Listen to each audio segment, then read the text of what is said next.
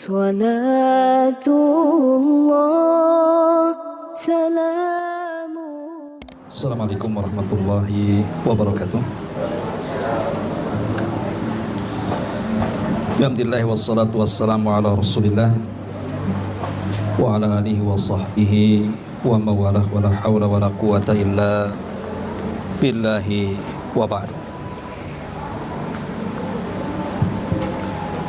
Alhamdulillah di sore hari ini kita bisa duduk untuk berthalabul ilmi dan kita masih meneruskan kajian kita membahas kitab Jalan Golongan yang Selamat atau Minhaj Al-Firqatin Najiyah wa Ta'ifatin Mansurah, dan kita masuk pada bagian ke-29 masih dalam bab waspada terhadap taghut. Kemarin kita sudah masuk pada poin ke-2 dan kita masuk pada poin ke-3. Di antara penghulu taghut adalah hakim yang tidak memutuskan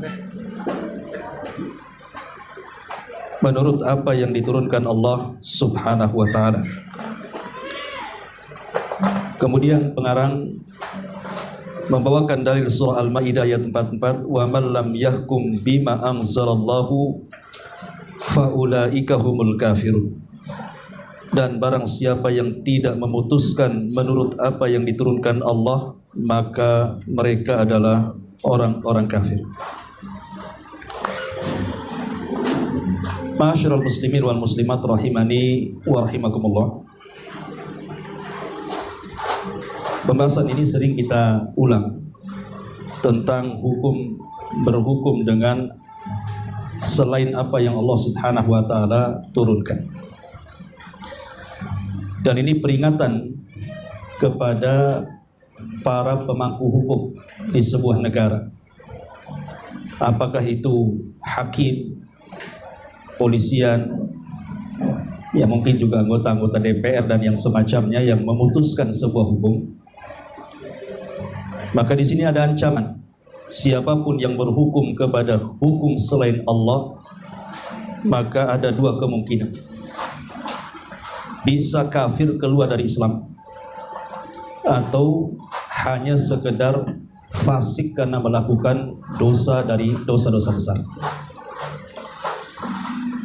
Ada 3 hadis yang disebutkan Nabi SAW tentang bahaya berhukum kepada selain apa yang Allah turunkan. Pertama, Rasul mengatakan al-qudhatu salasatun. Qadhi itu ada 3 jenis. Hakim itu ada 3 jenis. Kata Nabi SAW, qadiyani fin nari wa qadin fil jannah. 2 hakim ada di neraka dan 1 hakim ada di surga. Menunjukkan bahwa kebanyakan para pemangku hukum itu 2/3 di neraka dan hanya 1/3 saja di surga. Ini Nabi yang ngomong, ya tidak mungkin Nabi bicara tanpa ada bukti. Pasti apa yang dikatakan Rasul menjadi sebuah kenyataan. Dan kita lihat di negeri kita saja, hukum ini dipermainkan masalahnya. Maka wajar kalau Rasul mengatakan 2/3 hakim itu di neraka dan hanya 1 di surga atau 1/3-nya. Siapa yang di neraka? Kata Rasul SAW, qadhin qadha bil hawa fahuwa finnari. Pertama, seorang hakim yang memutuskan dengan hawa nafsunya, maka dipastikan dia di neraka. Yang kedua, wa qadhin qadha bi ghairi ilmin fahuwa finnar. Pertama, hakim yang memutuskan tanpa ilmu, maka dipastikan dia di neraka. Kemudian yang ketiga, wa qadin qadha bil haqq fa huwa fil jannah. Adapun hakim yang memutuskan dengan kebenaran, dan kebenaran itu artinya qala Allah wa qala Rasul. Allah berfirman dan Rasul bersabda, itu namanya kebenaran. Maka hakim seperti ini dipastikan di surga. Jadi Nabi SAW menyebutkan 3 kategori hakim. Pertama, hakim yang memiliki pengetahuan, tetapi dia tidak menggunakan pengetahuannya, justru lebih memilih hawa nafsunya, maka dipastikan masuk neraka. Yang kedua, hakim yang jahil, karena dia jahil, tidak tahu hukum Allah Subhanahu wa ta'ala, maka dia berhukum dengan kejahilannya, maka dipastikan masuk neraka. Maka yang ketiga inilah hakim yang kita harapkan, hakim yang alim, dan dia tahu dengan ilmunya ini hak, ini batil, kemudian dia putuskan dengan kebenaran, inilah hakim di surga. Ini satu hadis. Hadis yang kedua, Nabi SAW mengatakan, man waliyal qadha faqad dzubiha bighairi sikin. Barang siapa yang diserahi sebuah hukum untuk memutuskan sebuah perkara, maka hakikatnya dia telah menyodorkan dirinya untuk disembelih tanpa menggunakan pisau. Jadi hakim-hakim itu, kalau zaman dulu ya, para ulama kalau diangkat untuk menjadi hakim agung, mereka lari. Mereka tidak mau, karena tanggung jawabnya besar. Seperti contohnya Sufyan Ats-Tsauri rahimahullahu ta'ala, harus lari dari negaranya, kemudian keluar bersembunyi karena takut dijadikan hakim. Bahkan sampai ada ulama itu yang rela sembunyi sampai meninggal karena tidak mau dijadikan hakim. Tapi kalau hari ini nyogok pun mau dia, yang penting jadi hakim. Makanya berat jadi hakim zaman sekarang ini karena pakai modal, harus balik modal tuh. Jadi terpaksa akhirnya dia berhukum sesuai dengan pesanan. Nah, ini masalah ya. Apa maksudnya? Barang siapa yang diserahi sebuah keputusan untuk memutuskan sebuah perkara, maka sama saja dengan menyodorkan dirinya untuk disembelih tanpa menggunakan pisau. Karena kata para ulama di sini, kalimat faqad dzubiha bighairi sikin, maka dia telah menyodorkan diri untuk disembelih tanpa menggunakan pisau. Ulama mengatakan, karena hakim itu disodorkan dengan dua azab. Azab di dunia dan azab di akhirat. Azab di dunia, kalau dia tidak adil, maka al-jaza min jinsil amal. Terkadang balasan itu sesuai dengan pekerjaannya. Betapa banyak orang-orang yang dizalimi karena hukumannya tidak adil, akhirnya melaknat si hakim, mendoakan doa yang buruk, dan terkadang ingat doa yang dizalimi ini mustajab ya. Makanya disebutkan oleh seorang gubernur yang ditangkap oleh Khalifah Harun ar-Rasyid, namanya Al-Burmuki. Al-Burmuki ini pernah menjadi gubernur Madinah. Entah masalahnya apa, kemudian ditangkap oleh Khalifah Harun ar-Rasyid dan dimasukkan ke penjara. Sak keluarganya, termasuk anaknya juga Khalid Al-Burmuki. Jadi putranya Khalid Al-Burmuki itu memang terkenal orangnya memang birrul walidain. Betul-betul birrul walidain. Sampai-sampai ketika masih ada lampu di penjara itu, jadi kalau ada air untuk mandi ayahnya, maka didekatkan dengan lampu itu supaya hangat airnya. Kemudian mandi dengan air itu. Lama-lama ketahuan sama penjaga, dimatikan lampunya. Tapi dia tidak kehabisan akal. Kemudian dia pegang air itu, dirangkul sama dia supaya hawa badannya itu masuk ke air itu, supaya tidak dingin kali, supaya bapaknya tidak kedinginan dengan air itu sampai dia sakit. Hanya birrul walidain dalam penjara. Jadi Khalid Al-Burmuki ini ngomong sama ayahnya, wahai abi, dulu kita dihormati karena kan jadi gubernur Madinah. Dulu kita dihormati, itu disanjung-sanjung, dipuji-puji, dunia juga dibukakan seluas-luasnya. Ya, nomor 1 di Madinah, gubernur sana. Setelah itu semua hilang dan kita dihinakan, manusia dimasukkan pula ke penjara. Apa salah kami? Maka kata Al-Burmuki, dia mengatakan, boleh jadi kita ini telah mendapatkan doa-doa orang yang pernah kita zalimi semasa kita berkuasa, di mana doa mereka melesat ke langit, kemudian Allah langsung ijabah. Inilah ijabah Allah. Allah hinakan kita seperti ini. Lah ini kan contoh bahwa ini azab di dunia namanya. Coba betapa banyak hakim-hakim yang tidak adil dalam putusannya, akhirnya harta-harta manusia terampas. Betapa banyak orang yang tidak salah akhirnya harus mendekam di penjara. Betapa banyak orang-orang yang tidak harus dieksekusi bunuh akhirnya dihukum mati. Kan banyak salah-salah tangkap di negeri kita aja rame gitu kan. Lagi rame-ramenya itu kasus siapa itu? Yang di Cirebon itu kan. Itu saja sudah rame gitu kan. Ya entah kita siapa yang benar siapa yang salah, tapi kalau berhukum dengan hukum selain Allah itu ya pasti ada buntut panjang. Tapi kalau berhukum dengan hukum Allah ya insya Allah tidak ada masalah kan itu. Karena Allah akan tolong dia. Lah ini contoh bagaimana azab di dunia, bagaimana pula azab di akhirat sudah jangan cerita.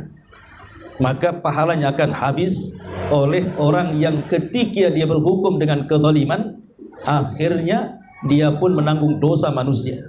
Nanti ada kisos di akhirat. Orang-orang yang pernah dizalimi dengan hukum itu akan diambil pahalanya, boleh jadi dosanya ditanggungkan kepada dia. Ya.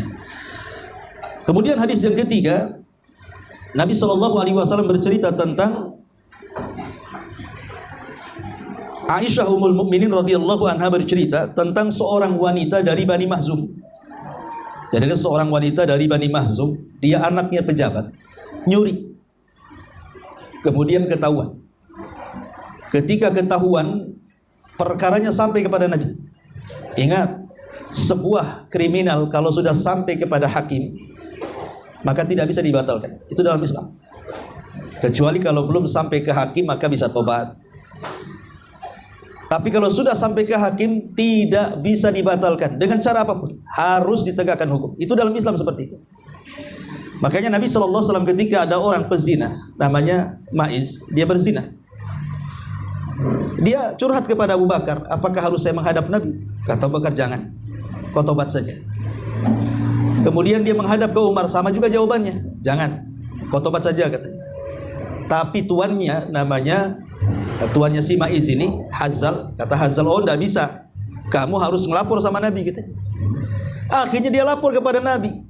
Nabi ini sudah menyuruh dia pulang dan mengatakan, kau ini tidak berzina, mungkin kau peluk-peluk saja, pulang sana.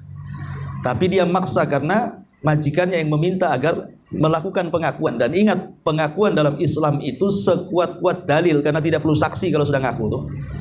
Kalau belum ngaku baru butuh saksi kan itu ya. Kalau udah ngaku apa pula disaksikan? Didatangkan 4 saksi, tidak perlu.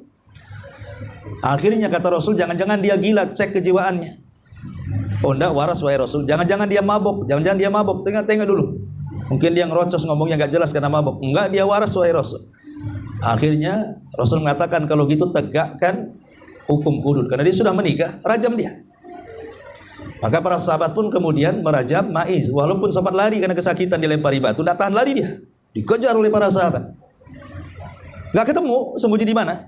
Sampai ketahuan Abdurrahman ibn Auf. Kemudian ditangkap, diikat di pohon, baru dilempari sampai mati. Rasul mengatakan, kenapa kalian kejar? Biarkan dialah kabur, gitu kata Rasul. Rasul itu masih menghargai jiwa orang. Kenapa kalian kejar? Marah Rasul itu. Biarkan dia kabur. Mungkin dia mau bertobat, gitu maksudnya. Tapi ya namanya sudah mati kan tidak mungkin juga dihidupkan. Akhirnya dipanggilnya Hazal dan mengatakan, ya Hazal, kenapa kau tidak tutupi aibnya dengan pakaianmu itu? Kenapa kau ceritakan hal ini kepada? Dari sini menunjukkan kalau sebuah kriminal sampai di hakim tidak bisa dibatalkan. Ya. Makanya wanita ini ketika sampai di laporannya kepada Rasul, kata Rasul, karena dia sudah sampai kepada had potong tangannya. Jadi para pembesar kabilah Bani Mahzum ini sayang, ini kan anak pembesar, perempuan lagi, masa dipotong tangannya, nanti jelek dia. Akhirnya kemudian mereka meminta kepada Fatimah, tapi ditolak oleh Nabi. Akhirnya mereka meminta kepada Usama ibn Zaid, kan dia orang kepercayaan dan orang yang disayang Nabi. Minta kepada Usama itu supaya dibatalkan oleh Nabi. Tapi Nabi SAW justru mengatakan perkataan yang sebaliknya. Apa kata Rasul di sini? Kata Nabi SAW, innama ahlakal ladzina qablahum, innama ahlakal ladzina qablakum, annahum kanu idza saraka fihimus syarif tarakuhu, wa idza saraka fihimudh dhaif aqamu alaihi al-had. Wa imullah law anna Fatimah binta Muhammadin sarakat laqata'tu yadaha. Kata Nabi SAW, tahu enggak engkau hai Usama, hancurnya umat sebelum engkau itu. Karena kalau orang-orang mulia melakukan pelanggaran, maka mereka tidak dihukum. Tapi kalau orang-orang lemah, mereka melakukan pelanggaran, segera mereka dihukum. Celaka kalian kalau Fatimah putri Muhammad itu mencuri, aku yang akan potong tangannya. Dari sini kita tahu bahwa penyebab seorang hakim yang tidak menegakkan keadilan itu menyebabkan kehancuran, kebinasaan sebuah bangsa. Kalau para hakimnya sudah curang, tidak berhukum dengan hukum Allah, lebih memilih kepentingan dan kezaliman, siap-siap hancur saja. Akan banyak musibah. Karena ini nas Rasul yang mengatakan, innama ahlaka man kana qablakum. Hancurnya umat sebelum kalian. Artinya kalau kita mengikuti gaya umat sebelum kita juga, maka nasibnya sama. Dan itu kita bisa rasakan di negeri kita. Orang-orang yang mencari keadilan, kantor pengadilan banyak, tapi keluar tidak dapat keadilan. Kantor pengadilan di mana-mana.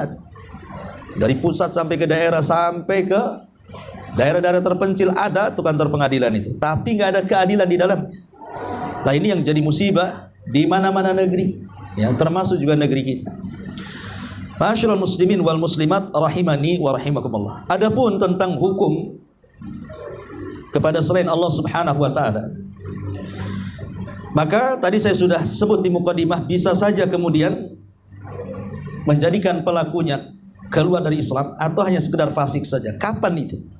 Pertama, ya, kalau seorang hakim itu menentang, an yajhadal hakim bi ghairi ma anzalallah, betul-betul seorang hakim itu menentang hukum Allah, dia tentang hukum Allah itu, maka tidak syak lagi seorang hakim yang menentang hukum dari hukum-hukum Allah dipastikan kafir, keluar dari Islam, karena dia menentang, ya. Ini yang pertama. Yang kedua, dia tidak menentang dengan apa yang Allah Subhanahu wa taala turunkan. Dia yakin bahwa hukum Allah Subhanahu wa taala dan Rasulnya itu juga sebuah kebenaran. Akan tetapi dia meyakini bahwa hukum selain hukum Allah dan Rasulnya itu sebanding, sama kedudukannya dengan hukum yang mereka buat. Maka tidak syak lagi ketika menyamakan hukum yang mereka buat dengan hukum yang Allah turunkan, dipastikan dia keluar dari Islam. Karena menyamakan masalahnya. Bagaimana menyamakan sang Khalik dengan makhluk? Ini bisa kufur. Allah lah yang menciptakan semua makhluknya, Allah yang paham maslahatnya. Sehingga karena Allah paham dengan maslahat makhluk yang diciptakannya, itulah Allah buat undang-undang untuk kemaslahatan mereka. Lah kita ini manusia tidak paham maslahat orang. Tiba-tiba kemudian dia sok membuat undang-undang, tiba-tiba undang-undangnya dinyatakan sama dengan undang-undang Allah. Dari mana? Kita tidak paham. Kemauan istri kita aja kita nggak paham, apalagi kemauan semua orang kan gitu. Maka menyamakan hukum yang ia buat dengan hukum Allah, meskipun dia meyakini hukum Allah benar, maka keluar dari Islam. Ini yang kedua. Yang ketiga, dia meyakini bahwa hukum Allah dan Rasulnya itu sebuah kebenaran. Dan dia tidak meyakini hukum yang dibuat manusia ini sebuah kebenaran. Jadi yang ketiga ini dia yakin hukum Allah dan Rasulnya itu sebuah kebenaran, tetapi hukum yang dibuat manusia itu bukan sebuah kebenaran mutlak. Masalahnya, tapi dia membolehkan untuk berhukum dengan selain yang Allah turunkan, maka ini juga kafir. Karena membolehkan masalahnya. Karena membolehkan ini sama saja dengan menghalalkan. Dan menghalalkan yang diharamkan Allah bisa keluar dari Islam. Nah ini juga kedudukannya sama yang ketiga. Ya memang dia benar mengakui hukum Allah itu paling benar, hukum manusia itu tidak benar. Tapi kalau sudah membolehkan hukum manusia dan meninggalkan hukum Allah, ini sama saja. Ini bisa kufur juga nih.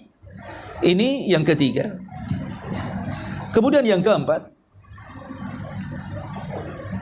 Yang keempat adalah wa huwa a'dhamuha.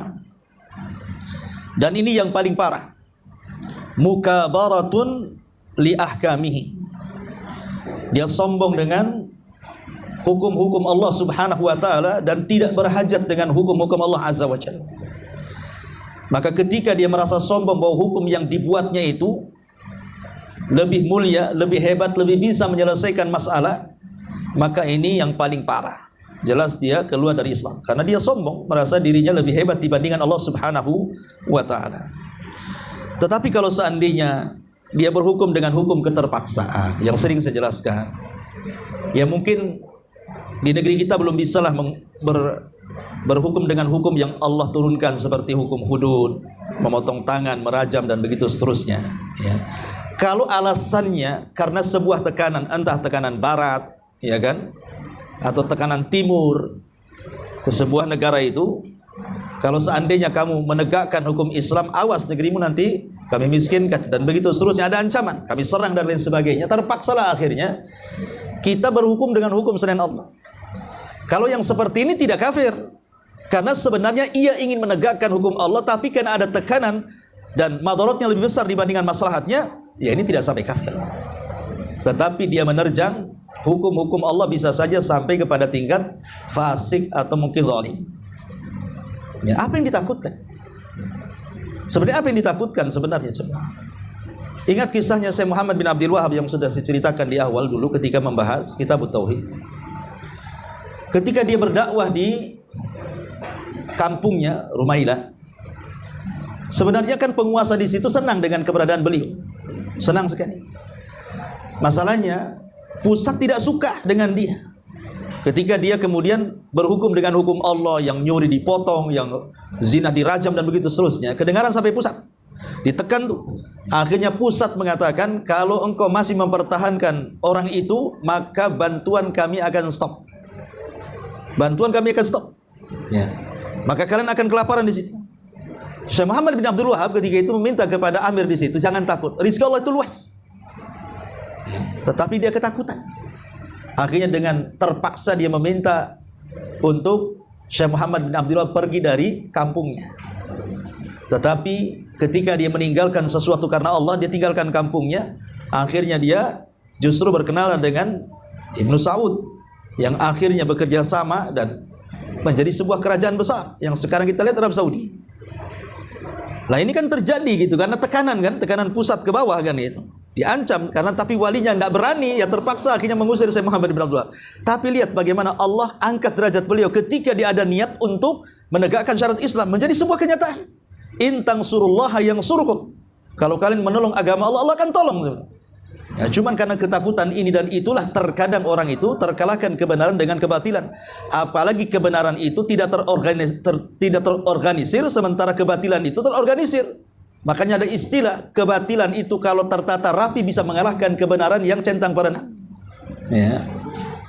Makanya kita lihat ada orang jujur di tengah-tengah banyaknya orang-orang yang berkhianat, bertahan sampai kapan dia di situ? Ya. Dan itu kebanyakan seperti itu. Saya itu kenal anggota dewan, ya 2 periode dia, dan mau naik ke pusat. Jadi saya tanya kenapa enggak naik lagi ke pusat? Dulu Ustaz saya cita-cita itu merubah isi dalaman gitu. Yang ada saya terubahkan di situ gitu. Mau merubah dia pula yang dirubahkan di situ. Mau mewarnai dia pula jadi warna-warni di situ. Anda enggak bisa gitu. Keluar dia. Enggak bisa. Kenapa? Enggak mungkin berjuang sendiri di tengah-tengah ramainya orang yang memperjuangkan kebatilan di situ. Berat rasanya. Ya, makanya di sini pengarang kemudian membuat sebuah bab tentang diantar kepala-kepala tauhid itu ketika mereka memperjuangkan hukum selain yang diturunkan Allah dengan kesombongannya dan juga dengan penentangannya. Karena ketika berhukum dengan hukum selain Allah itu pasti merusak tatanan semuanya, baik individu ataupun masyarakat. Jangan terlampau besarlah skala negara gitu ya. Dalam rumah tangga saja. Kalau kita terapkan hukum Islam dalam rumah tangga itu, maka kita akan mendapatkan ketenangan. Masing-masing seorang istri tahu haknya apa, suami tahu haknya apa, anak tahu haknya apa, orang totoknya. Itu akan sakinah mawaddah, itu berkah akan turun tuh. Tapi salah satu dari keduanya melakukan kezaliman saja, istri zalim kepada suami atau suami zalim kepada istri atau orang tua zalim kepada anak atau sebaliknya, itu rumah tangga dah kayak kiamat tuh. Itu skala kecil ya. Macam mana skala besar, skala negara. Ya. Makanya kenapa Allah itu sudah menurunkan hukum itu sebenarnya untuk kemaslahatan hamba-hambanya. Dan itu sudah terbukti dalam sejarah bagaimana di zaman para sahabat, di zaman para tabi'in dan begitu seterusnya yang merupakan zaman terbaik yang menegakkan hukum syariat Islam. Sampai hari ini kita lihat Saudi lah. Negara yang paling minim kriminalnya di Saudi itu. Ya, yang paling sedikit ada, kita tidak mengingkari di sana ada juga yang melakukan kejahatan. Tapi dibandingkan negara-negara apalagi kita lihat seperti barat lah yang menggaungkan tentang demokrasi dan yang semacamnya, justru kriminalnya lebih jahat lagi mereka. Coba banyak orang yang melakukan pembunuhan dengan senjata, bahkan di sekolahan, di rumah sakit, di tempat-tempat keramaian gitu. Luar biasa gitu. Ini menunjukkan bahwa ketika hukum ditinggalkan, maka akan terjadi maslahat, terjadi mafsadah. Taib ma'asyiral muslimin wal muslimat rahimakumullah. Adapun beberapa keutamaan yang akan didapat orang-orang yang berhukum dengan hukum Allah Subhanahu wa taala. Disebutkan dalam sebuah hadis bahwa kelak pada hari kiamat, Allah Subhanahu wa taala akan membuat manabir min nur. Jadi mimbar-mimbar yang dalam mimbar itu penuh dengan cahaya. Di mana para nabi, para syuhada, para siddiqin, para nabi dan para pencinta kebenaran, juga para orang-orang yang mati syahid itu cemburu. Itu mimbar untuk siapa itu? Disangkanya untuk para nabi. Nabi aja cemburu, para nabi sendiri cemburu. Itu untuk siapa itu? Rupanya Nabi SAW mengatakan mereka adalah diperuntukkan untuk al-muqsituna fil hukmi, orang-orang yang adil saat berhukum. Disediakan mimbar-mimbar kelak pada hari kiamat dari mimbar-mimbar cahaya. Kemudian yang kedua, Nabi SAW mengatakan sab'atun yudhilluhumullahu fi dhillihi yawma la dhilla illa dhilluh. Nanti pada hari kiamat itu ada orang-orang yang akan mendapatkan naungan arsy di hari yang tidak ada naungan arsy kecuali naungan Allah Subhanahu wa taala. Lah salah satunya Rasul menyebutkan poin pertama sebelum yang lainnya adalah al-imamu al-adil, imam yang adil. Ya, imam yang adil luar biasa, karena bagaimana tidak mendapatkan naungan ketika imam adil itu keadilannya akan dirasakan oleh banyak manusia. Dan kejahatannya pun kalau dia jahat akan dirasakan banyak manusia. Makanya wajar kalau seandainya Allah Subhanahu wa taala memberikan keutamaan yang luar biasa.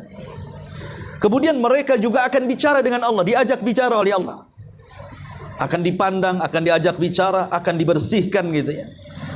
Tapi sebaliknya hakim-hakim yang jahat, kata Rasul, salasatun la yukallimuhumullahu yaumal qiyamah wa la yanzuru ilaihim wa la yuzakkihim wa lahum adzabun alim. Ada 3 kelompok yang tidak akan diajak bicara, tidak akan dilihat, tidak akan disucikan, bagi mereka azab yang pedih. Lah salah satunya apa? Malikun kadzdzab. Seorang penguasa hakim yang suka berdusta. Dia tahu kebenaran. Ya, makanya pemangku hukum itu sebenarnya mereka tahu itu yang hak, itu yang batil. Karena mereka punya insting kuat biasanya orang-orang yang seperti mereka itu. Karena hari-hari menghadapi manusia dan perkara manusia kan. Sama lah kayak polisi itu. Antum sama-sama pakai motor, dia tahu yang bawa STNK dengan yang enggak. Padahal cemana dia hari-hari memang instingnya gitu. Dia paham orang yang ketakutan di jalan, enggak ketakutan di jalan itu. Ya. Lah hakim juga sama punya insting mereka. Tahu yang benar yang hak dengan yang batil itu. Tapi ada hakim yang terkalahkan dengan hawa nafsunya. Akhirnya tidak berhukum dengan kebenaran. Itulah hakim yang tidak akan diajak bicara, tidak akan dilihat, tidak akan dipandang, bahkan bagi mereka sudah disiapkan adab yang sangat pedih. Nauzubillah. Ma'asyiral muslimin wal muslimat rahimani wa rahimakumullah. Inilah di antara hal-hal yang disebutkan para ulama tentang bahaya dan keutamaan seorang hakim pada hari kiamat. Dan seorang yang mampu menasihati mereka, kalau antum bisa menasihati mereka, maka antum telah berjihad dengan sebesar-besarnya jihad. Karena Rasul mengatakan afdhalul jihad kalimatul haq inda sultani jair. Jadi jihad yang paling utama itu ketika kita bisa menasihati para penguasa, pemangku hukum yang zalim. Kalau bisa. Karena biasanya kalau kita menasihati para penguasa, para hakim-hakim di atas itu, besar ininya risikonya.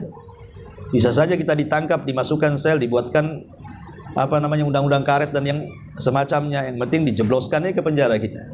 Nah ini yang terjadi ya. Makanya kalau kita mampu melakukannya itu seafdol-afdolnya jihad. Tetapi bukan dengan cara demonstrasi ya. Islam tidak mengenal itu. Ada khusus adab-adab menasihati penguasa, itu ada dalam Islam ya. Taib ini yang ketiga.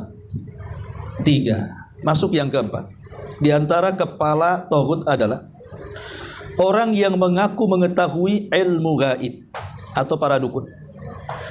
Dalam hal ini Allah Subhanahu wa taala berfirman, "Qul la ya'lamu man fis samawati wal ardil ghaiba illallah."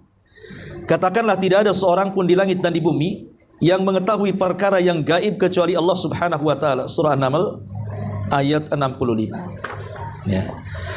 Ma'asyiral muslimin wal muslimat rahimani wa rahimakumullah. Yang dimaksud pengarang di sini, orang yang sok tahu gaib itu, mereka adalah para kuhan, para bomo, para dukun, paranormal. Itu yang dimaksud. Itulah kepala-kepala tauhid. Ya. Apa bedanya antara kahin dan juga arraf? Ada istilah arraf, ada istilah kahin, ada istilah munajim, ada istilah ramal, macam-macam dalam ilmu perdukunan itu.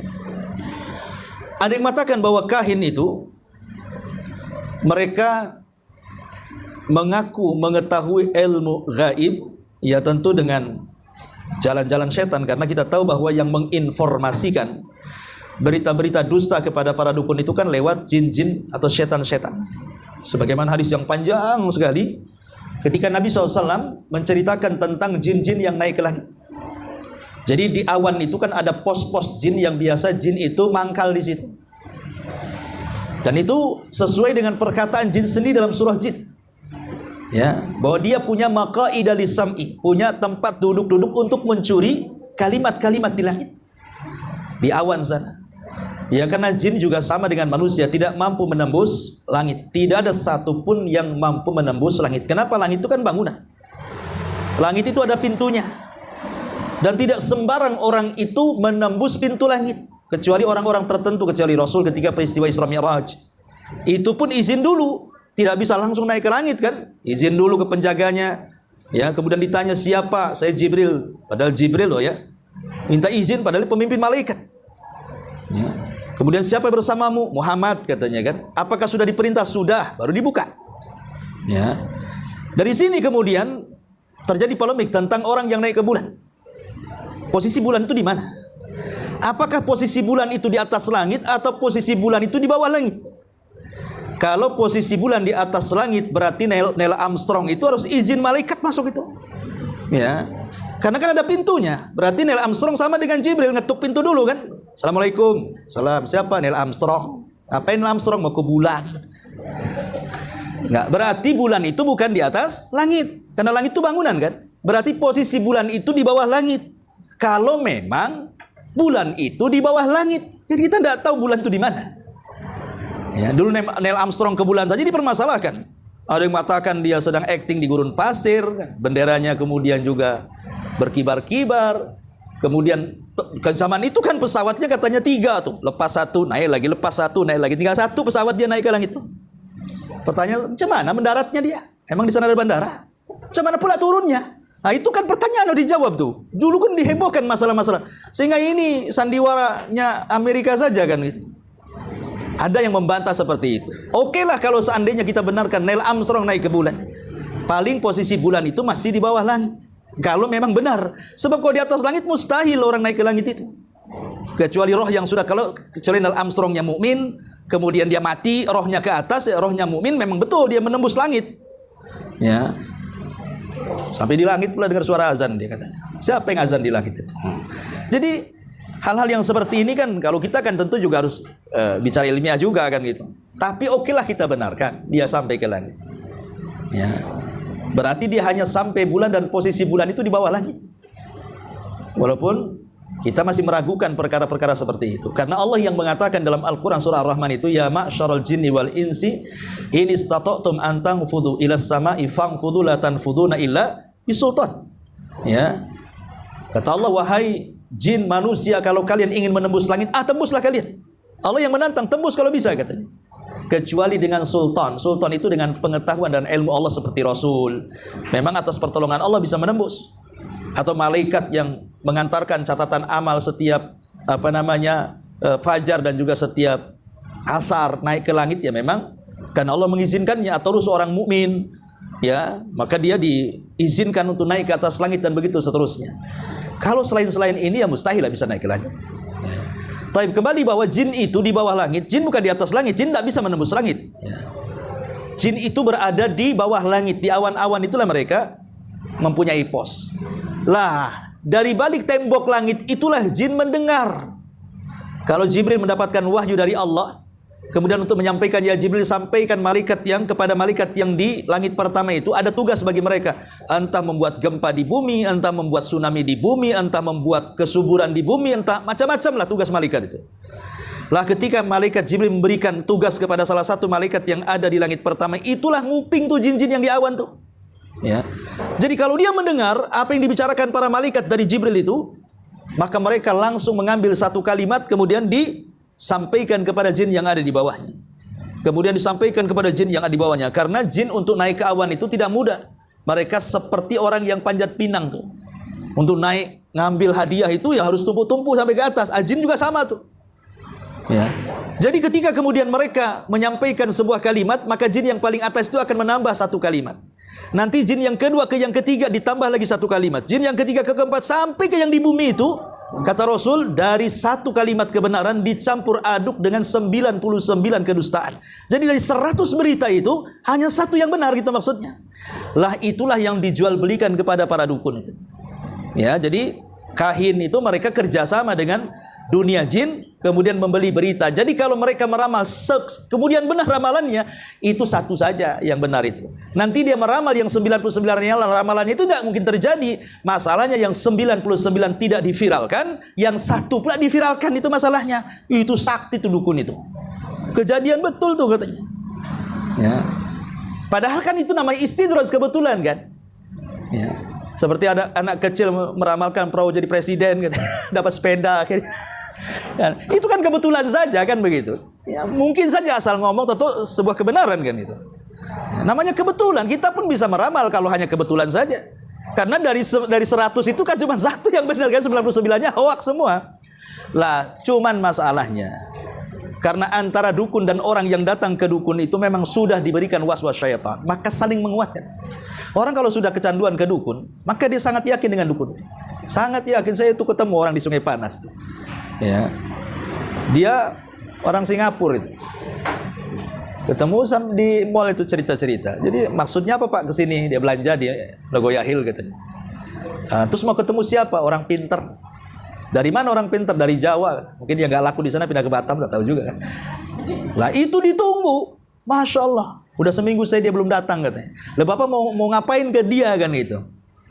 Entahlah ini mau kata kawan dia, katanya dia berobat ke dia itu dikasih macam semacam jimat gitu, sembuh pula dia katanya.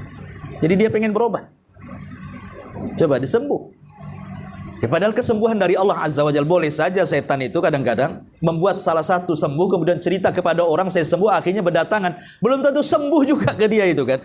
Karena bagaimanapun sistem perobatan dalam Islam itu kan jelas, ada obat itu yang secara nas Quran dan Sunnah memang dia obat, makan. Ya, ada yang tidak secara nas Quran dia bukan obat, tapi ada penelitian.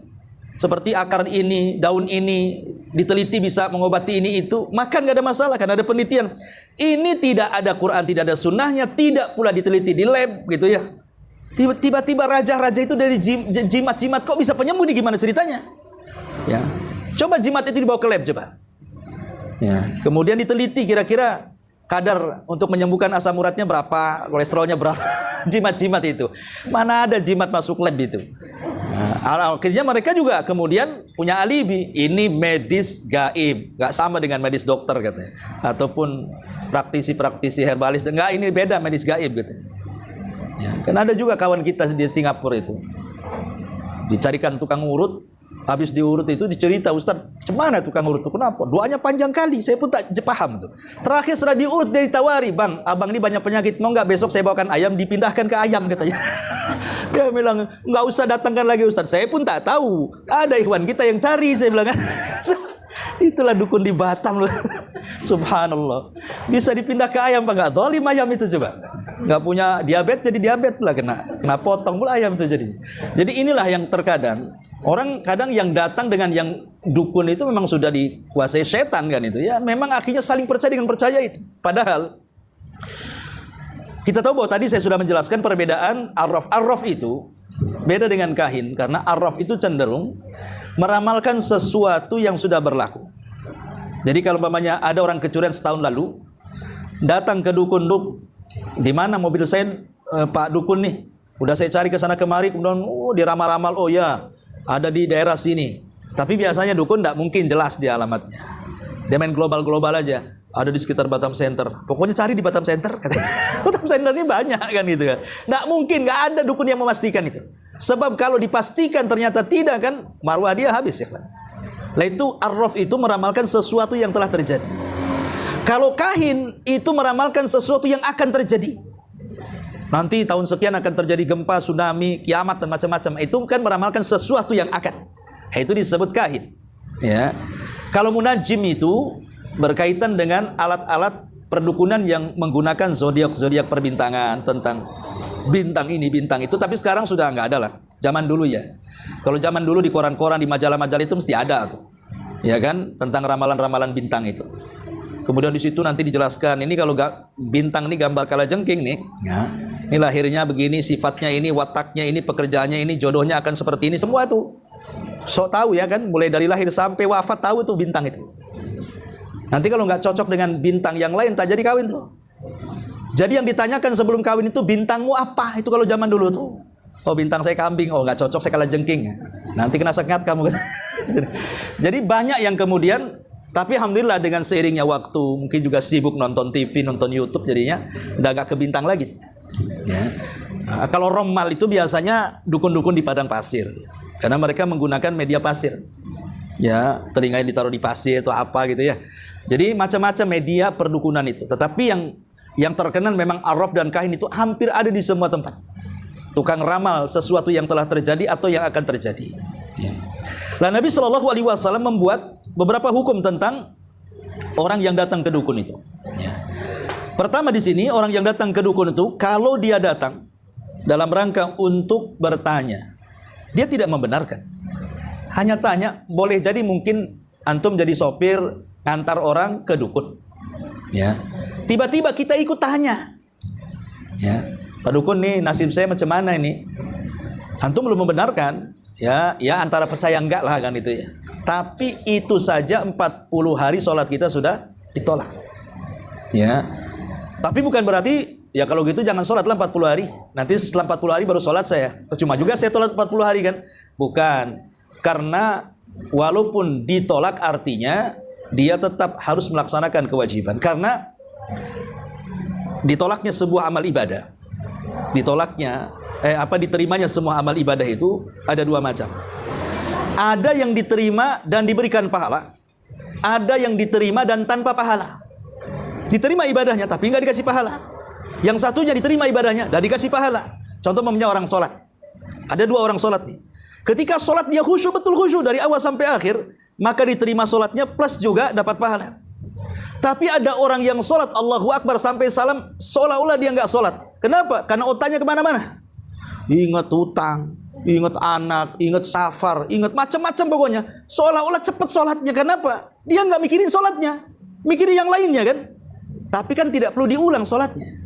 Sah sholatnya, tapi tidak berpahala, tetap diterima kan. Nah, maksudnya orang yang datang ke dukun juga sama, tetap harus sholat, diterima sholatnya, diterima, tapi tidak berpahala selama 40 hari itu.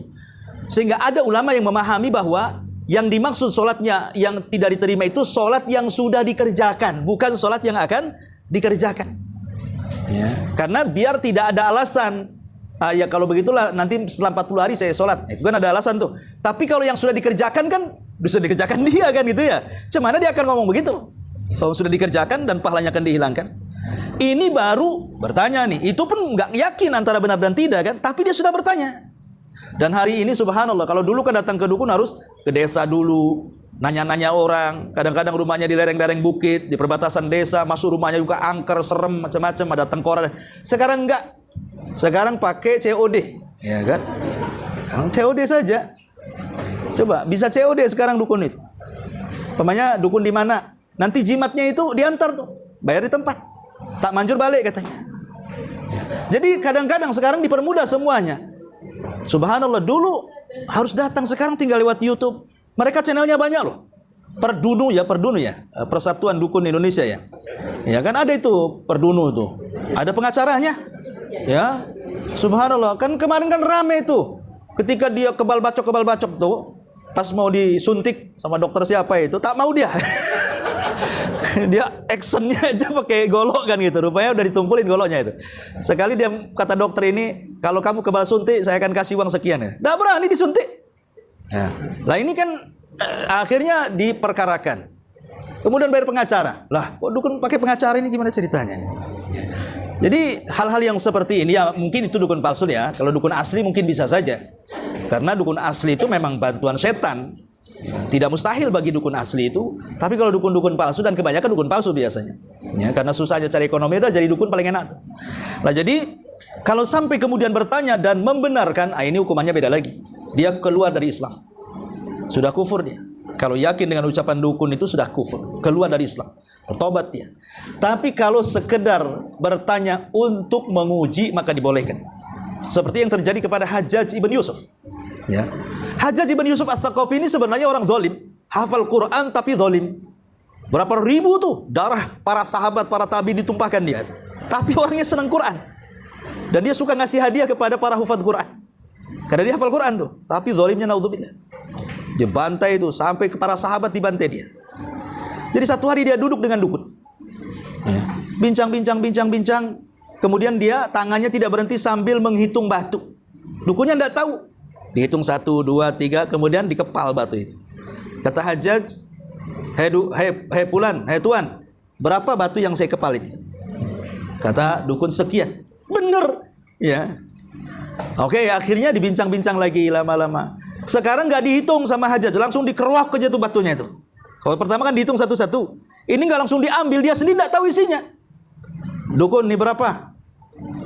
Nggak tahu saya katanya. Ya, sekian, ternyata salah. Ya. Ketika para ulama memberikan catatan kepada kisahnya Hajjaj itu, rupanya apa yang kita tahu, maka rata-rata dukun tahu. Tapi apa yang tidak kita tahu, dukun pun tidak tahu. Kenapa demikian? Karena setiap manusia itu ada jin korin. Jin korin itu akan mengetahui apa yang kita tahu. Jin korin tidak mengetahui apa yang kita tidak tahu. Jadi antar jin kita dengan jin si dukun itu berkomunikasi itu. Ya, namanya inforjin. Ya, ada informan, inforjin. Ya, jadi di jin ini saling menginformasikan antara jin dukun dengan jin ini. Nah, kalau jin korin kita tidak tahu, maka tidak bisa menginformasikan kepada jin dukun itu. Kalau dia tahu, maka dia tahu. Makanya kenapa ketika dihitung, tahu dia isinya. Ketika tidak dihitung, main keruak gitu saja kan, dia tidak tahu. Makanya kalau mau mengetes dukun itu, tes dengan sesuatu yang kita tidak tahu. Pasti dia sok tahu. Ya, seperti itu ya. Jadi ya kalau dukun yang asli, tapi kalau dukun yang palsu itu ya bisa dikebuli apa saja. Kasih aja makanan lauknya di bawah nasi. Pasti tidak tahu dia. Ya, itu kalau palsu, tapi kalau asli ya mungkin saja kan berkomunikasi dengan jin, karena apa yang kita tahu dia tahu. Makanya kita lihat ketika ada seseorang berkomunikasi di televisi dulu itu kan. Baru bertanya saja dukun di televisi tahu nama kamu si ini, bapak kamu si ini, kerjaan kamu di sini, usia kamu di sini. Ya karena memang jin yang ada di kita ngasih informasi. Ya. Dia tahu, itu kalau asli, ya kalau nggak asli ya nggak mungkin tahu dukun itu. Karena ada komunikasi mereka dengan jin. Tidak heran. Disitulah sesatnya kalangan dukun itu karena kerjasama dengan syaitan. Makanya dikafirkan oleh para ulama. Jadi kalau untuk sekedar mengetes, maka tidak ada masalah. Ya, tes saja mereka itu. Seperti mamanya penipu yang sering di handphone, tes saja kalau tahu penipu itu kan ada tuh, lucu-lucuan tuh. Jadi intinya bahwa di antara Ra'sut Tawagid, kepala Tauhid itu adalah para dukun, orang-orang yang mengklaim tentang tahu yang gaib. Wallahu alam, sekira cukup. Tapi sebelum saya tutup, ada 5 menit kita buat tanya jawab, silakan. Ya. Kalau mengenai BMKG itu gimana? Mereka meneliti dengan ilmu pengetahuan mereka yang ada sehingga mereka meramalkan, memprediksikan akan terjadi gempa dahsyat sekian tahun atau beberapa tahun ke depan. Itu gimana? Apakah boleh kita percaya atau enggak? BMKG itu sama dengan tadi kita bicara masalah obat-obatan. Ya. Kan ada obat yang secara nas Quran obat, nggak usah diteliti. Allah sudah mengatakan ini obat, ngapain perlu diteliti? Ada yang Quran Sunnah tidak mengatakan obat, itu wajib diteliti. Kalau kata lab ini bisa jadi obat, ya sudah. Dan kebanyakan menyembuhkan, walaupun tidak 100% yang menyembuhkan. Sama juga obat-obatan yang dinaskan Quran dan Sunnah kan belum tentu menyembuhkan. Ya, cuman inilah penyembuh. Bisa sembuh, bisa tidak kan begitu. Tapi umumnya bisa menyembuhkan. Lah sama juga dengan orang-orang BMKG yang memiliki alat. Itu kan karena mereka pengalaman dengan alat-alat tertentu. Akhirnya kebanyakan terjadi apa yang mereka ramalkan dengan alat itu dibandingkan tidak jadinya gitu ya. Maka ini tidak ada masalah kita percaya, tapi tidak boleh secara mutlak dan tidak boleh menyandarkan kepada sebab. Tapi kita tetap menyandarkan kepada yang menciptakan sebab, Allah Subhanahu wa taala. Jadi kita tidak boleh percaya dengan alat. Alat ini sebagai sebab saja. Ketika alat ini kemudian sering menjadi sebuah kenyataan, ya bisa jadi, bisa tidak. Karena banyak juga kok ramalan-ramalan BMKG juga yang tidak menjadi kenyataan. Waktu gempa di Lombok lah contohnya saya itu. Saya kan ke Lombok waktu gempa itu, satu kabupaten loh. Betul, alhamdulillah ada kawan-kawan yang menitipkan uang untuk membuat masjid di sana. Kita buat masjid di sana sama menyalurkan. Itu cerita orang sana ketika gempa kedua ya, gempa pertama itu kecil, gempa kedua itu yang besar tuh. Ya. Jadi diperkirakan akan ada tsunami, itu sudah banyak roboh tuh bangunan itu. Jadi kata BMKG diharapkan mereka jalan ke ketinggian. Akhirnya ya sudah tua-tua, nenek-nenek terpaksa naik ke tebing-tebing itu karena takut. Sudah di atas semua diumumkan tak jadi tsunami-nya, turun lagi kan.